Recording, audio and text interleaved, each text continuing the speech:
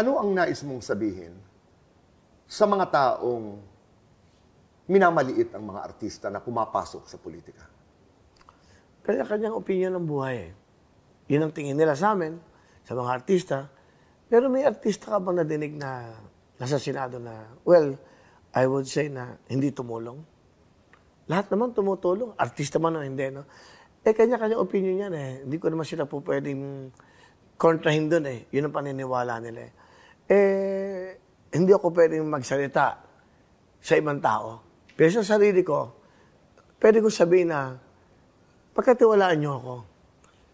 Dahil hindi ako gagawa ng masama. Sobra-sobra na yung pinaganob sa akin ng Panginoon Diyos.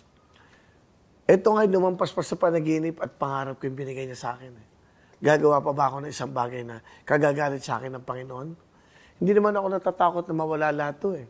Kasi ito, lahat ng ito, it's only a temporary thing para sa akin. Material lang to eh. Kita mo naman, tayong lahat, pag nakremate na, abo na lang tayo. Wala na rin tayo sa mundo eh. Pero at least nung nabuhay ako sa mundo, may na-achieve ako na sa tamang pamaraan, hindi illegal at legal na legal lahat. Ngayong alam ko ng personal, bahagyan ng iyong kwento, ng iyong pinagdaanan, bago mo narating ang kinaroroonan mo ngayon. At ngayon ay tumataha ka ng bagong landas papuntang Senado. Ano ang baon mo pagdating sa Senado? Anong dala-dala mo? Anong mga batas ang binabalak mong ipanukala? Alam mo, ako para sa akin, batas para sa mahirap.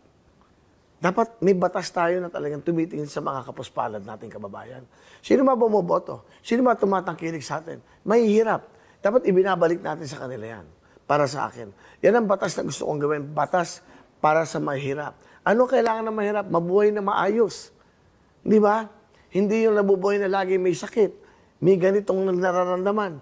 Di ba? Walang trabaho, walang edukasyon. Yan ang pinaka-basic na kailangan natin.